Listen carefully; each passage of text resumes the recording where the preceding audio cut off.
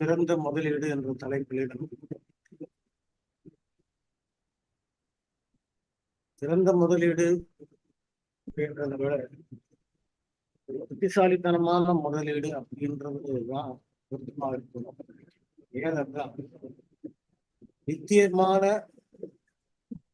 ஜீவியத்துல யார் முதலீடு பண்றாங்க அதுதான் நிரந்தரமான முதலீடு.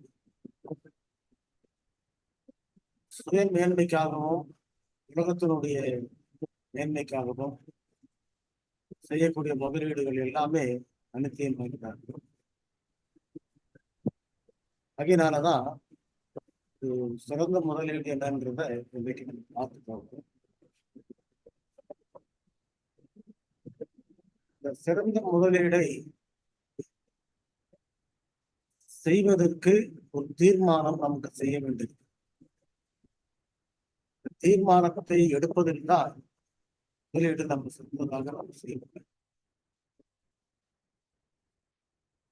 இந்த இடத்து தினத்திலே நான் படிக்கிற பாடம் மார்க்கு சுவிசேஷத்தில் இருக்கக்கூடிய அந்த ஒரு ஐஸ்வர்யவானாகிய வாலிபனை பற்றி நம்ம படிக்கிறோம். வாலிபனை பற்றி பல எல்லா சுவிசேஷத்திலும் குறிப்புகள் வருகிறது. ஆனால் இந்த மார்க்கு புத்தகத்திலே வரக்கூடிய விளக்கங்களை படிக்கும் பொழுது கிறிஸ்து அவனிடத்தில் அன்பு கூர்ந்தார் அப்படின்ற வார்த்தை கொஞ்சம் கூட சேர்க்க மற்ற சுவிசேஷ புத்தகங்கள்ல அந்த குறிப்பு காணப்படும். கிறிஸ்து அவனிடத்தில் அன்பு கூர்ந்தார் அப்படின்னு சொன்னார். வாலிபன் எப்படிப்பட்டவனாக இருக்கிறான், அவனுடைய குணம் எப்படி இருக்குது, அவனுடைய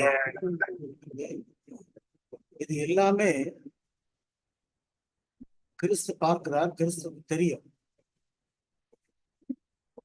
அப்படிப்பட்ட ஒரு வாலிபனை அவர் பார்த்த உடனேயே வெறுத்து இவன் ஒரு பண ஆசைக்காரன் ஆகினாலே இவன் இடத்துல நம்ம பேசி என்ன பிரயோஜனம் அப்படின்னு அவர் நினைக்கிறார். ஏனென்றால் சுவிசேஷமானது எல்லாருக்குமே கிடைக்க வேண்டும். யாரெல்லாம் பாவத்துல விழுந்தாலும் அத்தனை பேருக்கும் கிடைக்க வேண்டும். அதற்கு ஒரு வாய்ப்பை தேவன் கொடுத்து கொண்டே இருக்கிறது. அந்த வாய்ப்பு தான் இந்த ஐஸ்வர்யமானாகிய வாலிபனுக்கு. அந்த ஒரு வாய்ப்பை அவனுக்கு கொடுக்கும் பொழுது அவனிடத்துல கொஞ்ச நேரம் அவனுடைய பாவத்தை உணர்த்தி அவனுடைய நிலைமையை உணர்த்தி காண்பித்து அவன் மனம் திரும்புவதற்கு ஒரு வாய்ப்பை. இதற்கு பின்பு அவன் கிறிஸ்துவிடம் வர வேண்டுமா அல்லது உலகத்தோடு போய் சேர வேண்டுமா என்பதை அவன்தான் முடிவு செய்ய வேண்டும். ஆத்மாக்கள் எப்படிப்பட்டவர்களா இருந்தாலும் கடமை சுவிசேஷம் சாட்சியாக செய்யப்பட்டது. இல்லை என்றால் அந்த ரத்த பழியை நான் உலகத்திலே கேட்கிறேன்.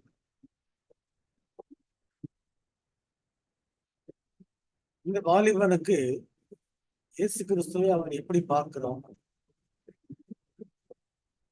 அந்த நிலையில அந்த சூழ்நிலையிலே அவன் கிறிஸ்துவை பார்க்கும் பொழுது அவன் சொல்லுகிற அவரை கூப்பிடுகிற அல்லது அவருக்கு அவரை அழைக்கிற ஒரு வார்த்தை நல்ல போதகரை அழைக்கிறார்.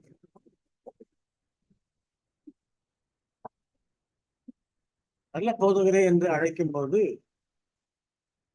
அவரை குறித்து அவன் என்ன புரிந்து வைத்திருக்கிறான். இதே வார்த்தையை தான் நிக்கோதேமு பார்த்து சொன்னார். ஆக அதிகமான யூதர்களுக்கு கிறிஸ்து ஒரு நல்ல போதகர் அப்படின்றது தான் நிறைய பேருக்கு தெரியும். அவர் தேவனுடைய குமாரன்றது ஒரு சிலருக்கு தெரியும். ஆக இவனும் நல்ல போதகரேன்னு சொல்லி ஏனென்றால் அவருடைய பிரசங்கங்கள், அவருடைய பேச்சுக்கள், அவருடைய வாழ்க்கை எல்லாமே ஒரு வித்தியாசமானதாக தேவ பலத்தோடு இருக்கிறதுனால, ஆவியானவரால வழிநடத்தப்படுறதுனால ஆவிக்குரிய கவர்ச்சி அவருடைய ஊழியத்தில் இருந்துச்சு. ஆக அந்த அவருடைய வேலைகளை பார்த்த இவர் நல்ல போதகரே அப்படின்னு சொல்றார். நல்ல போதகரே நான் ஏற்றுக்கொண்டது மட்டும் இல்லாம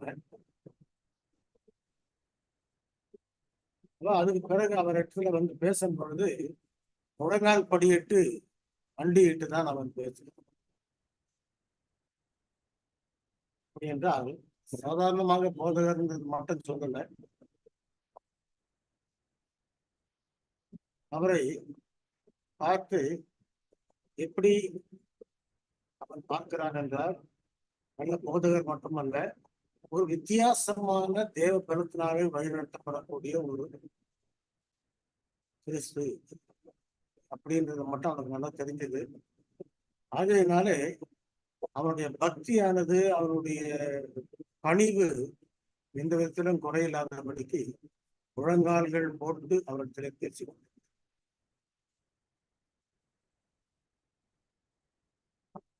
ஆனால் அவன் அவனுடைய பக்தி, பணிவு, அவனுடைய உண்மை எல்லாவற்றையும் பார்க்கும் பொழுது அவன் ஒரு சிறந்த சபை விசுவாசியாக இருப்பதற்கு எல்லா தகுதிகளும் அவற்றை காணப்படுது. ஆனால் இந்த இடத்திலே அவன் எதற்காக அப்படிப்பட்ட கேள்வியை கிறிஸ்தவத்தில் போய் கேட்டான்? அவன் கேட்ட கேள்வி, நித்திய ஜீவனை பெறுவதற்கு நான் என்ன செய்ய வேண்டும்? இந்த கேள்வியை தான் அவன் கிறிஸ்துவிடம் கேட்டான். லூக்கா சுவிசேஷம் 10ஆம் அதிகாரம் 29ஆம் வசனத்தை கொஞ்சம் எடுத்தவர்கள் வாசிக்கிறேன்.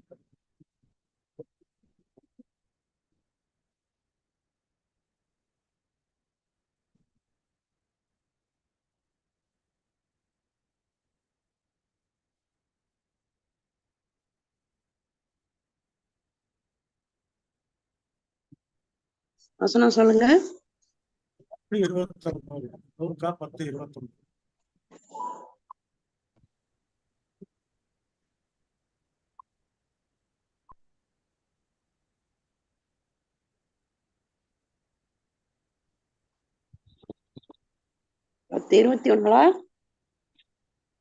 அவன் தன்னை நீதிமான் என்று காண்பிக்க மனதாய் இயேசுவை நோக்கி, எனக்கு பிறன் யார் என்று கேட்டான்.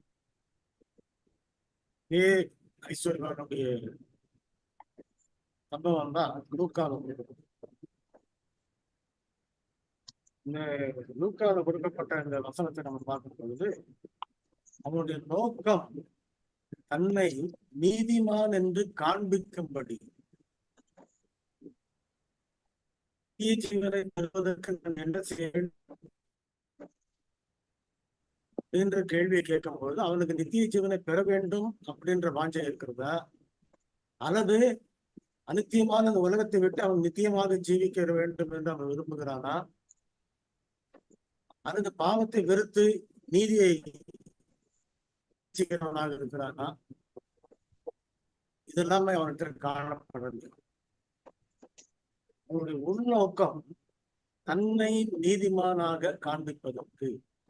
அதனால்தான் கேள்வி கேட்டது.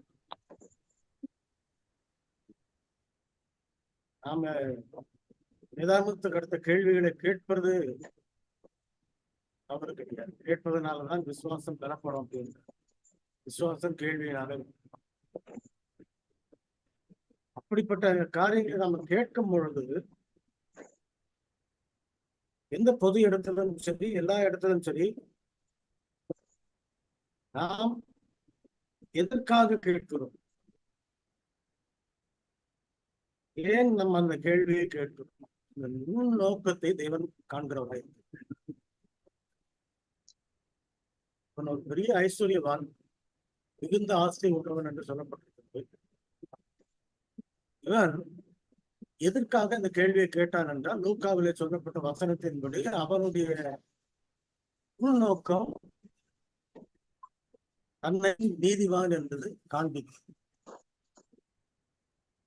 அப்போது அவன் கேள்வியை கேட்டதினாலே அவன் தேவனை மகிமைப்படுத்த வேண்டும், கிறிஸ்துவை உயர்த்த வேண்டும், தன்னை தாழ்த்த வேண்டும் என்ற எண்ணம் அவனுக்கு வந்தது. முதலாவது அவன் கிறிஸ்துவை விசுவாசிக்கிறான் என்று எந்த ஒரு மனுஷனும் விசுவாசிக்கிறான்னு சொல்லி சொன்னால், உலகத்துல அவன்கிட்ட தாழ்மை முதலாவது வந்துடும்.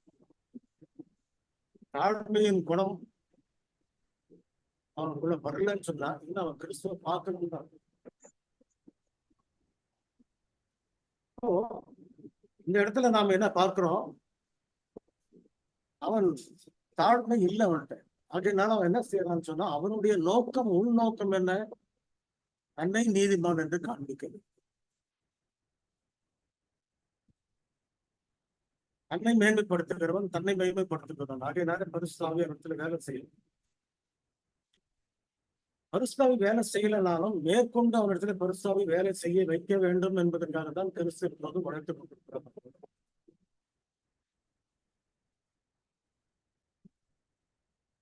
அவன் கிறிஸ்தவனிடத்திலே கேள்வி கேட்கிறார்.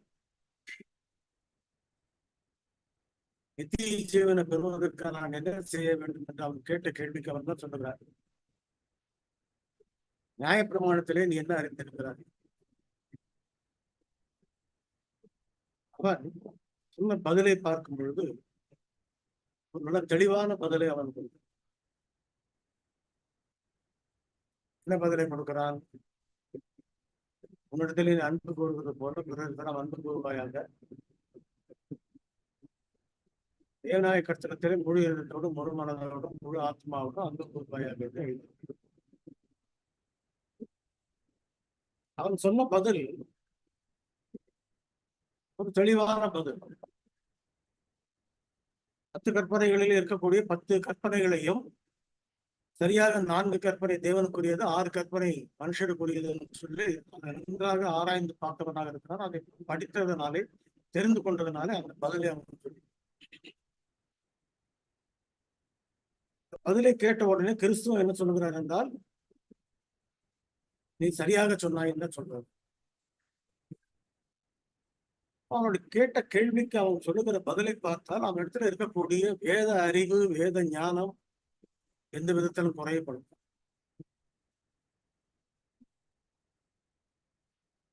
அதாவது வேதாகம சத்தியங்களை படிக்கும் பொழுது நிறைய காரியங்களை படிக்க வேண்டும். இவைகள் எல்லாவற்றையும் படித்தால்தான் நாம் அதில் இருக்கக்கூடிய உண்மைகளை நம்ம தெரிந்து கொள்ள.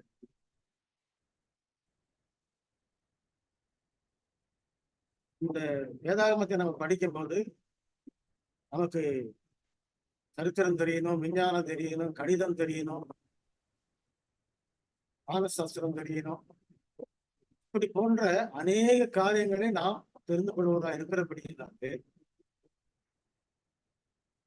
அவர்கள் பெரியோரை பார்க்கிலும் நான் ஞானவானாக இருக்கிறேன்னு சொல்லி சொல்றேன். காரணம் என்னவென்றால் அவர்கள் வேத வசனத்தை நம்பி அதை ஆசை.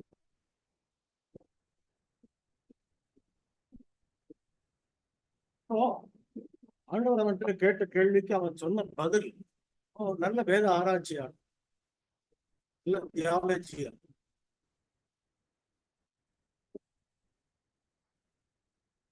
இந்த வாலிபனுடைய பணிவு, பக்தி, வேத அறிவு இவர்கள் எல்லாமே மிகவும் திருப்திகரமாக இருக்கிறது. அவன் வெளிப்பார்வைக்கு பார்க்கும் பொழுது ஒரு சிறந்த விசுவாசி. அந்த இடத்துல சபை அங்கத்தினராக இருப்பதற்கு எந்த விதமான குறைகளும் அவன்கிட்ட கிடையாது. வேதாகமத்தை நன்றாக படித்திருக்கிறான். அவன் சொன்ன பதிலை இன்றைக்கு இருக்கக்கூடிய மற்ற சபையிலுடைய கிறிஸ்தவர்கள் கூட சொல்றது. இந்த 2 வசனத்தை காமிச்சு தேவன் கற்பனையை ஒழிச்சு விட்டார், இந்த 2 கற்பனை தான் கொடுத்திருக்கிறாரு அப்படின்னு சொல்லி வழக்கம் பேசுறவங்க இன்னைக்கு அநேக பேர். அப்படியானால் இந்த ஞானமான ஒரு பதிலை கொடுத்த ஒரு மனுஷனுக்கு வேத ஞானம் அதிகமாக இருக்குது, வேத அறிவு நன்றாக இருக்குது, தெளிவாக நீ சரியாக சொன்னாங்க கிறிஸ்துவே அவனுக்கு பதில். அவரிடத்துல எல்லாமே திருப்திகரமா இருக்கிறது. அவன் வந்து வரும்பொழுதே நேராக அவரை வந்து பார்க்க வரும்பொழுதே முழங்கால் படியிட்டு தான் அவரிடத்துல வேண்டினான்னு சொல்லப்பட்டிருக்கு. அப்போ அவரிடத்துல பணிவு இல்லாமல் இல்லை. கிறிஸ்துவுக்கு முன்பாக தன்னை தாழ்த்தி தான் அவன் போய் நின்று கேட்கிறான். ஆனால் இவைகளை எல்லாம் செய்யும் போது அவனுடைய மனதுக்குள்ளே என்ன எண்ணம் இருக்கிறது என்றால் உள்நோக்கம் தன்னை நீதிமானாக காண்கிறது. ஏன் முழங்கால் போட்டால் பணியினால கிடையாது. அவர் தன்னை நீதிமானாக காட்டுவதற்காக அவனை பார்த்த உடனே உண்மையிலேயே ஒரு நல்ல சுத்தமான மனிதன் விட்டு அவர் தெரிவிக்கிறார், ஏற்றுக்கொள்ள. ஆக அவன் முழங்கால் போட்டான். வேத அறிவு கருத்துக்காக கேள்வியை கேட்டபோது சரியான பதிலை சொல்லிட்டான். இதெல்லாம் பார்க்கும் பொழுது அவன் ஒரு சிறந்த விசுவாசியா இருக்கிறதுக்கு வாய்ப்பு அதிகமான தகுதி இருக்கு. ஆனாலும் அடுத்தபடி அவரிடத்துல இன்னும் ஒரு காரியத்தை சொல்லுவோம். ஏனென்றால் இந்த மனுஷன் ஐஸ்வர்யவானாகிய வாலிபனை பற்றி போல அநேக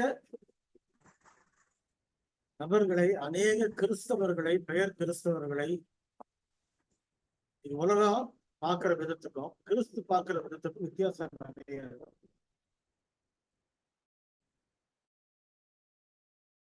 அப்போ கிறிஸ்தவனை பார்த்து உன்னிடத்துல இன்னும் ஒரு குறை இருக்குது. என்ன குறை இருந்துச்சு? என்ன குறை?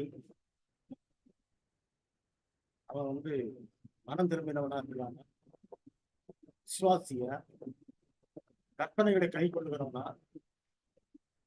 இந்த கேள்விகளுக்கெல்லாம் அவனிடத்துல பதில் கிடையாது. ஏனெனில் அவனிடத்துல ஒரு குறை இருக்கிறது. அந்த குறையை இருதயத்தை ஊடுருவி பார்க்கிற கிறிஸ்துவுடைய கண்கள் மட்டும்தான் அந்த குறையை தெரியும். நம்முடைய குறைகளை இந்த உலகத்தினுடைய மனுஷராக பார்க்க முடியாது, தெரியவும் தெரியாது. மனுஷனுடைய இருதயம் கேடு உள்ளதும் திருக்குள்ளதுமா இருக்குது. ரொம்ப ஆழமானது. இதனுடைய உள்ளத்துல மனதுல இருக்கக்கூடிய எண்ணங்கள் என்னன்றது கூட இருக்கிறவர்களாலேயும் சரி, எந்த பாஸ்கரையும் சரி, எந்த பிடிக்க முடியாது. அது வந்து தேவனுடைய கண்களுக்கு மட்டும்தான் தெரியும்.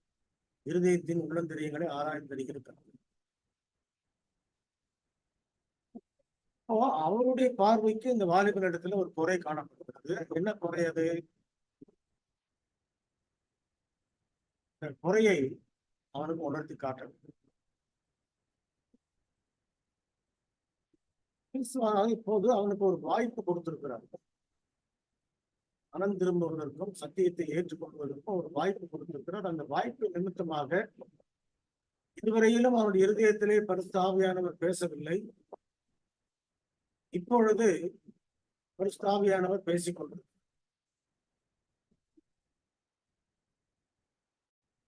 ஆனா அது என்ன பிரச்சனை? என்ன பிரச்சனை? அவனிடத்திலே காணப்பட்ட, அவன் தெரிந்து கொண்ட சத்திய வசனங்கள், 10 கற்பனைகள், தேவனுடைய காரியங்கள், இவைகள் எல்லாவற்றை பார்க்கிலும் அவன் தன்னிடத்திலே சேர்த்து வைத்திருந்த மிகுந்த பெரிய ஐஸ்வர்யத்தை அவன் நம்பியிருந்தான். அவன் தன்னுடைய ஞானத்தினாலே அறிந்து கொண்டது மெய் தேவனையும் 10 கற்பனைகள். தன்னுடைய நம்பிக்கையினாலே அவன் அறிந்திருப்பது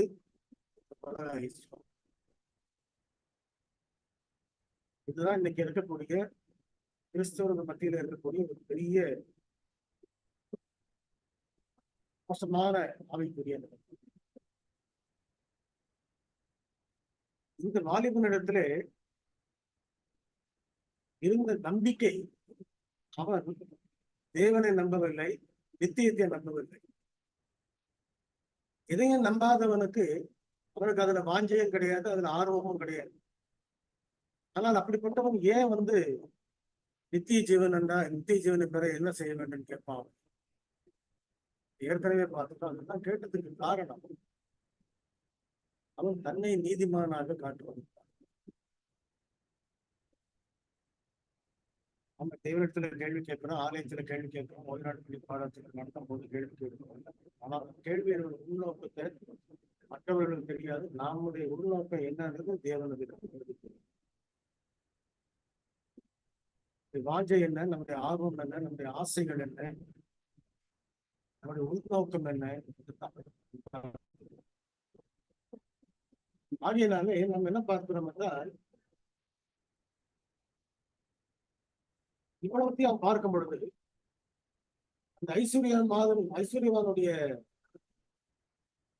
குறை என்ன? அவனுடைய நம்பிக்கை அதிகமாக அவருடைய ஐஸ்வர்யம் சொல்லுகிறார். என்னை என்று ஒரு வேறு தேவர்கள் உண்டாயிருக்க வேண்டும். புத்தகம் சொல்லும் போது நம்ம பின்னால படிக்கிறோம். அது பொருளாசை இன்னும் விக்கிரக ஆராதனை. அப்போ 10 கற்பனைகளை அவன் சொன்ன வார்த்தை, நான் சிறு வயது முதல் கை கொண்டிருக்கிறேன்னு சொல்றான். ஆனால் அவன் சிறு வயது முதல் கை கொண்டிருக்கிறானா இல்லையான்றது ஏனென்றால் முதல் கற்பனையை அவன் மீறிட்டான். என்ன அவனுக்கு விளக்கு காட்டுகிறான்? ஐஸ்வர்யவானாகிய வாலிபன் எதை தெரிந்து கொள்ள வேண்டியிருக்கு? நீ விக்கிரக ஆராதனை செய்கிறாய், ஆகையினாலே நீ கற்பனையை மீறுகிறாய். அப்படி இருக்கும் பொழுது நீ சிறு வயது முதல் அவைகளை நான் கை கொண்டு வருகிறேன் அப்படின்றத உணர்த்துவதற்காக மிகவும் பக்குவமாக அவனுக்கு எடுத்து அவன் தன்னுடைய ஐஸ்வர்யத்தை ஒரு விக்கிரமாக தான் வைத்திருக்கிறான். ஒருவேளை நம்முடைய வீடுகளிலே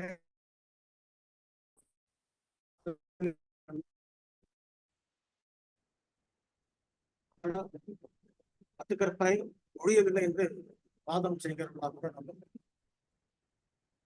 ஆனால் நம்முடைய இருதயமானது ஐஸ்வர்யத்தை சார்ந்திருக்குமானால், நம்பிக்கை அதன் மீது இருக்குமானால்,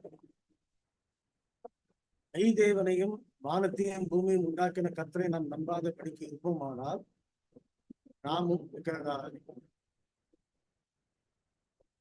10 கற்பனைகளை அதற்கு கீழ்ப்படிய வேண்டும், அதற்கு நாம அது ஒழியவில்லை என்று வாக்குவாதம் பண்ணுகிற நாம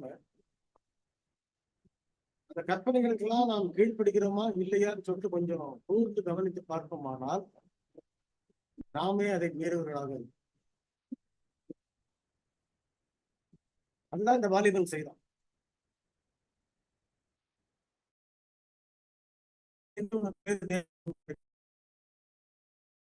இப்போ அவனுக்கு தேவர்களாக இருப்பது எதுவென்றால் கிறிஸ்து இல்ல, பிதா இல்ல, பரலோகத்தினுடைய நித்திய ஜீவன் அவனுக்கு இப்பொழுது தெய்வமாக இருப்பது அவன் கையில் இருக்கக்கூடிய மிகுந்த ஆசை.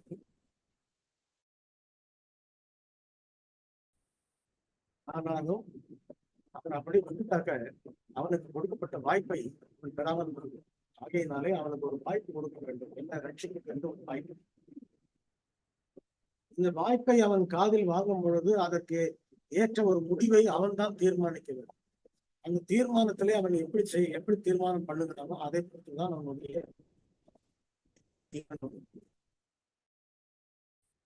இது உணர்த்தும்படி கிறிஸ்துவானவர் பேசுகிறார். பேசும் பொழுது ஆவியானவரும் அவனோடு கூட பேசுகிறார். நம்முடைய பாவங்களை கடிந்து கொள்வதும் அவருடைய கிருபையும் ஒரு ஈவு, நம்மை அவர் செய்யாதபடிக்கு கீழ்ப்படிய வைப்பதும் அவருடைய ஒரு கிருபையின் ஈவு, எல்லாமே அவருடைய கிருபை. ஆக இவனுக்கு ஒரு வாய்ப்பை கொடுக்கும் பொழுது அவர் சொன்ன வார்த்தை, உனக்கு உண்டான எல்லாவற்றையும் விற்று நீ ஏழைகளுக்கு கொடு. உனக்கு உண்டான எல்லாவற்றையும் விற்று நீ ஏழைகள் அப்படின்னு சொல்லி. இது இந்த இந்த கிறிஸ்துவுடைய ஒரு ஆலோசனை அவனுக்கு நித்திய ஜீவனை பெறுவதற்கு அவன் என்ன செய்ய வேண்டும். நம்ம கேட்டாலும் அந்த பதில தான் சொல்றோம். அவன் எல்லாவற்றையும் விட்டு இருக்கிறோமா, எல்லாவற்றையும் விற்காம இன்னும் வகையில வச்சிருக்கிறோமா, அவனுடைய கண்களுக்கு தெரியும், என்னுடைய கண்களுக்கு மற்றவர்களுடைய கண்களுக்கு தெரியாது. அதனால அவர் என்ன சொல்லுகிறார் என்றால், இந்த வார்த்தையை சொன்ன உடனே அவனுக்கு ஒரு மனதுக்குள்ளே ஒரு போராட்டம் ஆரம்பித்திருக்கும். ஐஸ்வர்யம் பெரிதா, நித்திய ஜீவன் பெரிதா? நித்திய ஜீவனை குறித்து ஒரு பாசாங்கான கேள்வியை அவன் கேட்க வந்தவன் இப்பொழுது உண்மையாக நித்திய ஜீவன் என்ன, எப்படி பெற்றுக்கொள்வது என்ற ஒரு இடத்துக்கு அவன் வந்து கொண்டு வருது.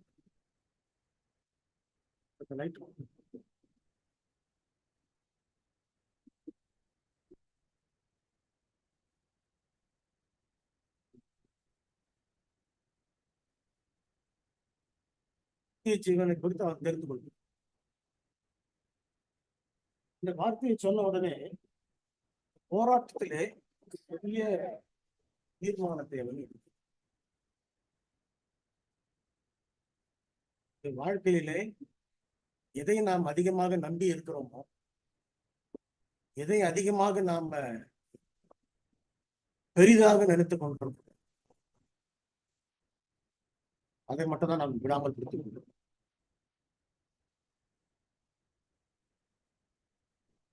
சில சமயங்களிலே நம்முடைய வாழ்க்கையிலே தமிழ் ஒரு பழமொழி சொல்லுவாங்க, குடிச்சாலும்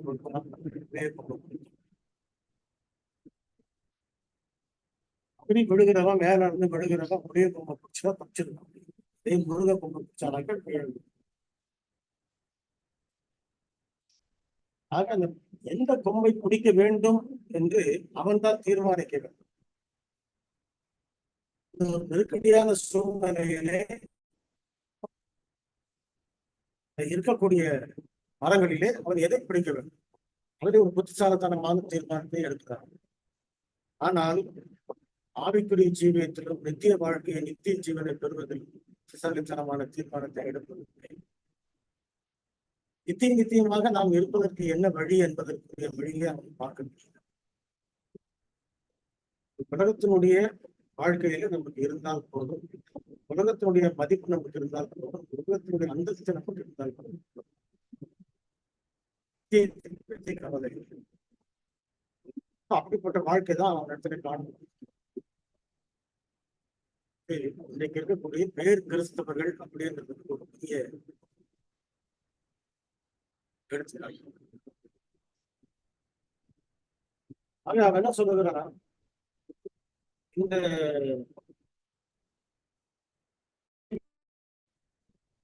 ஐஸ்வர்யத்தை அவன் நம்பி இருக்கிறதுனால, ஐஸ்வர்யத்தை வைத்திருக்கிறதுனால அவன் என்ன செய்யலாம்,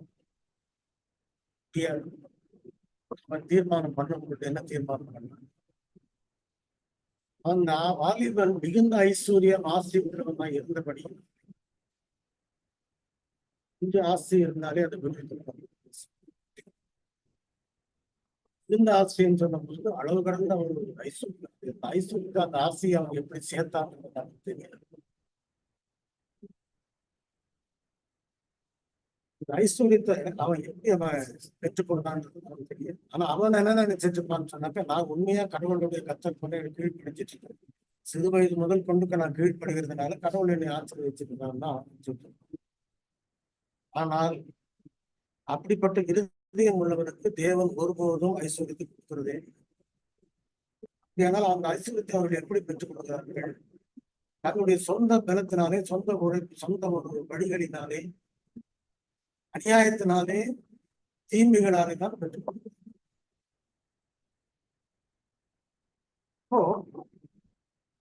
இந்த விஷயத்தை நம்ம கேட்கும் பொழுது பிரசங்கி புத்தகத்துல 5வது அதிகாரம் 19ஆம் வசனத்தை வாசி.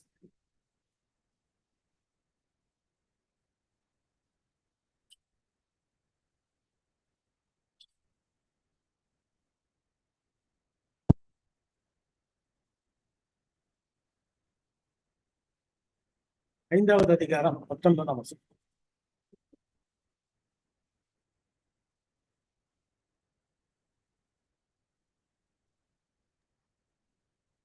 தேவன் ஐஸ்வர்யத்தையும் சம்பத்தையும் எனக்கு கொடுத்திருக்கிறாரோ அவன் அதிலே புசிக்கவும் தன் பங்கை பெறவும் தன் பிரயாசத்திலே மகிழ்ச்சியா இருக்கவும் அவனுக்கு அதிகாரம் அளிப்பது தேவனுடைய அனுக்கிரகம். ஐஸ்வர்யத்தையும் இது போன்ற ஆசீர்வாதங்களையும் உலக ஆசீர்வாதங்களையும் உலக நன்மைகளையும் கொடுப்பது அவருடைய சித்தம். யாருக்கு கொடுக்கணும்னு வச்சிருக்கிறாரோ அவங்களுக்கு தான் கொடுக்குறாரு. நீங்க உலகத்தில் இருக்கிறவருடைய ஒரு பெரிய நம்பிக்கை என்னவென்றால், நான் கிறிஸ்தவனாக இருக்கிறேன், கடவுள் என்னை ஆசீர்வதிச்சு. எல்லாருடைய இதுவும் அந்த நம்பிக்கை தான். இவ்வளவு நாளா கிறிஸ்தவனா இருக்கிறேன், நீ ஏன் இன்னும் இல்லாம இருக்கு? நிறைய மற்ற சபைகளில் இருக்கிறவர்களை பார்த்தீங்கன்னு சொன்னா, பணம் சம்பாதிக்கிறதுக்குரிய வழி அவங்க கண்டுபிடித்து சுவிசேஷத்தையும் வேத வசனத்தையும் ஒரு சம்பாதிக்கக்கூடிய பொருளாக மாற்றி வச்சிருக்காங்க. ஆகையினால அவங்க என்ன செய்தாங்கன்னு சொன்னாக்க, எந்தெந்த வழியில எல்லாம் சம்பாதிக்க முடியுமோ அப்படிலாம் சம்பாதிக்கிறாங்க. இந்த ஆலயங்களிலே மற்ற கேரிஸ்மேட்டிக் சர்ச்சஸ், பெண்டகோஸ்ட் சபை மாதிரி இருக்கக்கூடிய சபைகளிலே சில இடங்களிலே போனாலும் அங்க இருக்கக்கூடிய பாஸ்ட் என்ன செய்யறாரு, பிரசங்கம் பண்ணிட்டு இருக்கிறது, ஒரு இடத்துல இருக்கக்கூடிய அணிகலன்களை எல்லாவற்றையும் தேவன் இங்கு கொண்டு வந்து கொடுக்கும்படி என்னிடத்திலே கூறுகிறார். இந்த அப்பாவி ஜனங்க என்ன செய்யுதுன்னா, மடமடன் எல்லாத்தையும் கைட்டு கொண்டு வந்து அதுக்கு முதல் நாள் வரைக்கும் அவர் ஏழையா இருந்திருக்கும். இதெல்லாம் வந்த உடனே என்ன பண்ணுவாங்க, பில்டிங் கட்டி வீடு எல்லாம் வாசலையும் கட்டி ஒரு ஆலயத்தையும் கட்டி வச்சு ஜனங்கள் எல்லாருக்கும் கேட்டா கடவுளை ஆசிரியச்சிருக்காங்க. இதுதான் இன்னைக்கு இருக்கக்கூடிய அநேக அதாவது பெயர் தாளமான கிறிஸ்தவர்களுடைய உணர்வு. ஐஸ்வர்யத்தை அவர் தமக்கு சித்தமானவனுக்கு கொடுக்கிறார். யார் அந்த சித்தமானவர்கள்? எவ்வளவு ஐஸ்வர்யம் பெருகினாலும் இதயத்தை அதிலே வைக்காதவர்கள் தான் அவருக்கு எல்லாருக்கிட்டையும் கொடுத்துறது. ஐஸ்வர்யம் அவர்களுக்கு இருக்கிறதுனாலதான் அவர்கள் ஆசீர்வதிக்கப்பட்டவர்கள், அவர்கள் தேவனுடைய பிள்ளைகள் அப்படின்ற ஒரு அடையாளம் நம்ம நம்பி இருப்போமானால், 12 சிஷ்யர்களுக்கு ஐஸ்வர்யம் இல்லாதபடிக்கு அவர்கள் பரதேசிகளும் பரதேசிகளுமாக சுற்றித் திரிந்தார்கள் சொல்லப்பட்டது. ஏன் இன்னும் அதிகமான இருந்த ஐஸ்வர்யமா இருந்த அப்போஸ்தலனாகிய பவுலும் அவர் பரதேசியாக தான் சுற்றித் திரிந்தார். அவர்களிடத்துல ஐஸ்வர்யம் இல்லாமல் இருந்தது. ஐஸ்வர்யம் இல்லாம அவங்க சபிக்கப்பட்டவர்களா? கிறிஸ்து கிட்ட எந்த விதமான ஐஸ்வர்யம் இல்லையா? கிறிஸ்து சபிக்கப்பட்டவரா?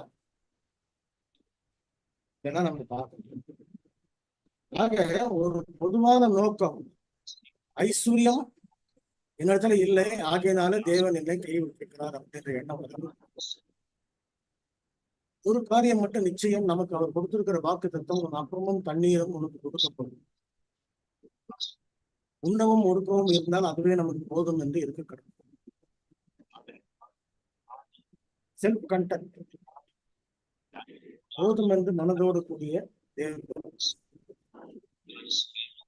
அதுதான் இந்த வாலிபன்கிட்ட கிடையாது. வாலிபன்கிட்ட மட்டும் இல்லை, கிறிஸ்துவை பின்பற்றுகிறேன் என்று சொல்லுகிறவர்கள் இன்னைக்கு அவங்க கோடிக்கணக்கான சொத்துக்களை அவர்கள் சேர்த்து சேர்த்து சேர்த்து கொண்டு போய் கொண்டே இருக்கிறார்கள் என்றால், அது அவர்களுடைய பேரளவான விசுவாசம் ஐஸ்வர்யவானாகிய வாலிபன் போல. அப்படி என்றால் அந்த ஜீவியத்தை வாழ்ந்து கொண்டு அவருடைய அவநம்பிக்கை கிறிஸ்து மேல வைத்துக் கொண்டு அவர்கள் பண்ணுகிற ஜெபம், சிந்திக்கிற சிந்தனை, கேட்கிற கேள்விகள் நீதிமான் என்று காண்பிப்பதற்காக இதுதான் நம்ம இங்க பார்க்கணும். ஆக தான் சித்தமானவனுக்கு ஐஸ்வர்யத்தை கொடுக்கிறார் என்றால் இவர்கள் தான் அவங்க சித்தமானவன்.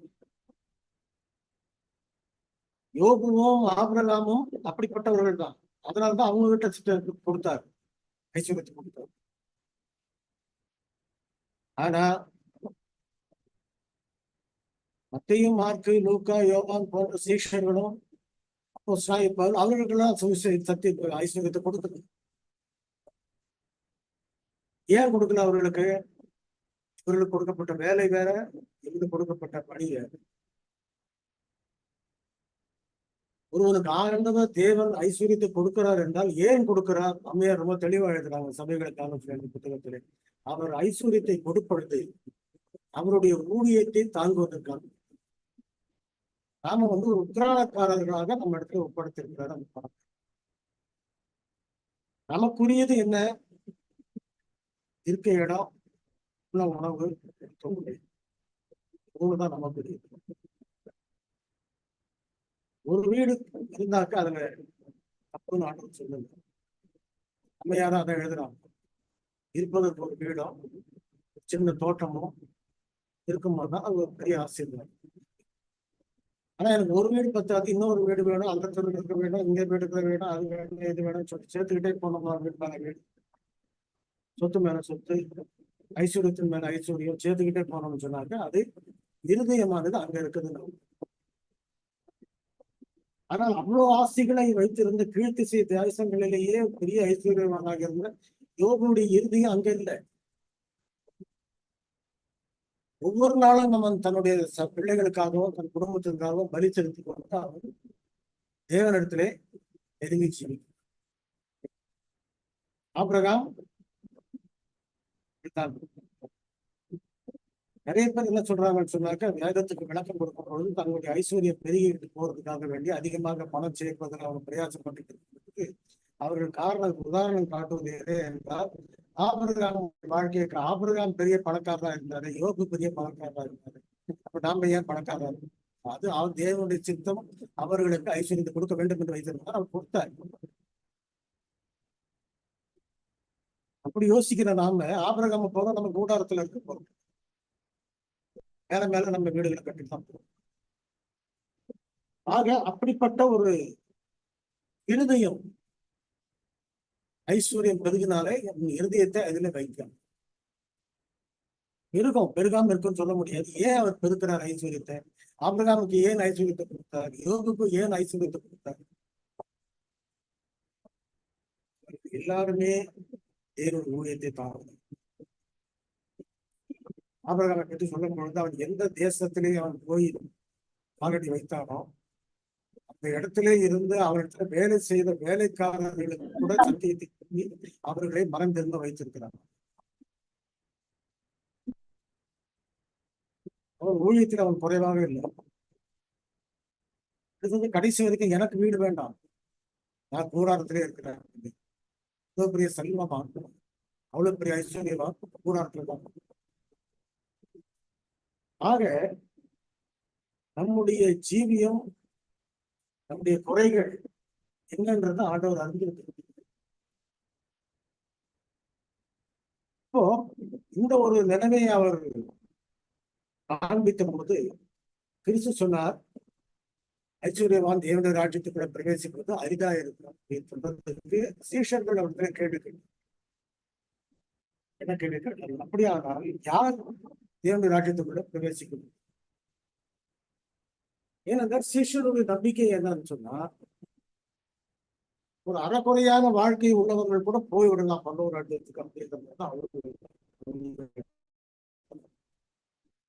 அதனால ஐஸ்வர்யமான வாலிபனுடைய பற்றி அவர்கள் கூட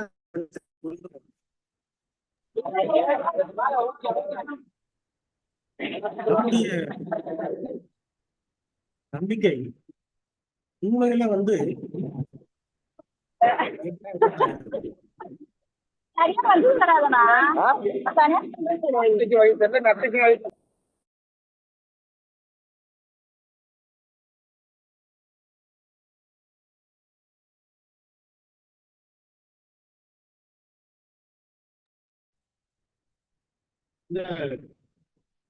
ஐஸ்வர்யவான இந்த வாலிபனத்துல ஆண்டவர் சொன்ன போது இது மாதிரி காரியங்கள் எல்லாம் அவர் விளக்கி சொல்லி அவர் எடுத்த முடிவுல தான் வந்து தப்பு இருந்தது.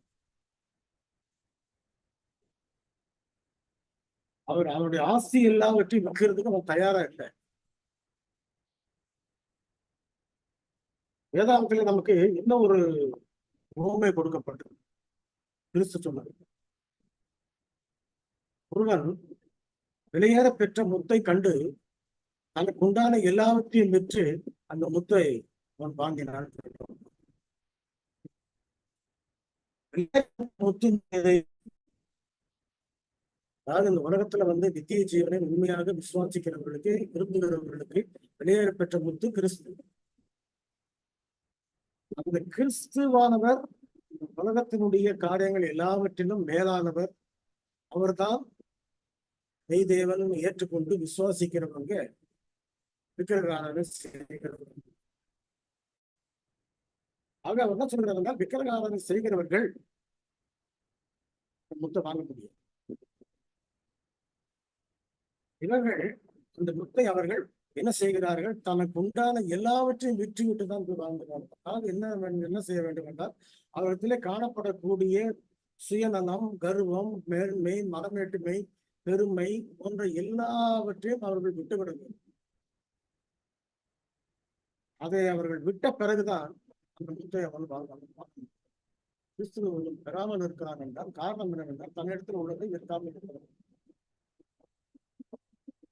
இந்த வாலிபனும் தன்னிடத்துல இருக்கிறத விற்கிறதுக்கு அவனுக்கு மனசு கிடையாது.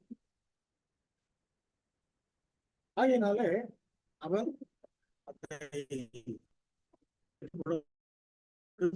தேவைப்படும் இதே ஒரு காரியத்தை தான், இதே ஒரு சத்தியத்தை தான் நாம நம்முடைய 7ஆம் நாள் அட்வென்ட் விசுவாசிகளாகிய லவோதிக்கருக்கு ஆண்டவர் என்ன கொடுத்து என்ன சொல்லுகிறார்? நிர்பாக்கியம் உள்ளவனா இருக்கிற, தர்த்தரனா இருக்கிற, நிர்வாணியா இருக்கிற, குருடரா இருக்கிற, இவைகள் எல்லாம் அறியாமல் இருக்கும். அந்த ஐஸ்வர்யவானாகிய வாலிபனுக்கு கூட எதுவுமே அறியல. இடத்துல குறை இருக்கிறதுன்னு நாம் அறியல. கிறிஸ்தவ வாழ்க்கையில இருக்கக்கூடிய ஒரு பெரிய ஆபத்தான நிலைமை என்னவென்றால், நம்முடைய குறைகளை நாம் அறியாமல், நம்முடைய இருதயமானது எவ்வளவு கேடுள்ளதா இருக்குது, எவ்வளவு திருக்குள்ளதா இருக்குது அறியாமல் இருக்கும். நம்மிடத்திலே நம்முடைய கண்களிலே புத்தகம் இருக்கிறத பார்க்கல, அடுத்தவருடைய கண்களிலே தூசி இருக்கிறத பார்க்கல. இதுதான் நம்முடைய வாழ்க்கை பெரிய பிரச்சனை. ஆக நீ அதை அறியாமல் இருக்கிறாய். கதைகளை எல்லாம் அறியாமல். இந்த கதைகளை என்ன செய்யணும்? நிவர்த்தி பண்ணணும். இந்த குறைகளை நீ சரி செய்யணும்.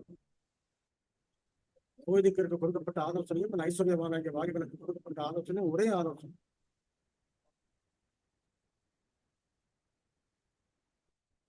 இப்படிப்பட்ட வார்த்தை அந்த ஐஸ்வர்யவானாகிய வாலிபனுக்கு சொல்லும் பொழுது அவன் என்ன செய்தான்? மிகுந்த ஆஸ்தி உள்ளவனாய் இருந்தபடியினாலே, கொஞ்சம் விட்டு கொடுத்தா பரவாயில்லைங்க, கோடி கோடியா இருக்குது, நான் 1 கோடி கூட கொடுக்குறேன், 2 கோடி கூட கொடுக்குறேன், பரவாயில்ல. ஆனா இருக்கிற அத்தனை கோடியை நான் கொடுக்கணும்னு சொன்னா எப்படி எனக்கு முடியும்? ஏதாவது கிறிஸ்தவ வாழ்க்கை என்பது பெரிய அதிகமாக இருக்கக்கூடிய தன்னுடைய மேன்மைகளையும், தன்னுடைய பெருமைகளையும், தன்னுடைய மனம் வேட்டுமையையும் விட்டு கொடுக்கறதுக்கு நம்ம விரும்பாமல் இருக்கிற வரைக்கும் கிறிஸ்தவ நமக்குள்ள வந்து அதேதான் கிறிஸ்து நம்பதிய நம்முடைய ஐஸ்வர்யவானாகிய வாழ்க்கை நம்முடைய வாழ்க்கைக்கு என்ன சம்பந்தம் இருக்கு? இன்றைக்கு அநேக கிறிஸ்தவர்கள் விசுவாசத்தில் இருக்கிறேன் என்று சொல்லுகிறவர்கள்,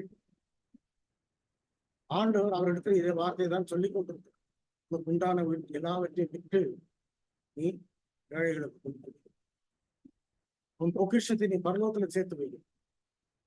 ஆனால் நம்முடைய மிகுந்த ஆஸ்தி, உலகத்தினுடைய பெருமை, உலகத்தினுடைய மேட்டுமை, உலகத்தினுடைய அகந்தை, அவைகளை விட்டு விடுவதற்கு மனதில்லாமல் போகிறதுனால அந்த ஐஸ்வர்யவானாகிய வாலிபனை போல எல்லாருமே கிறிஸ்துவை விட்டு மிகுந்த துக்கத்துடனே இருந்து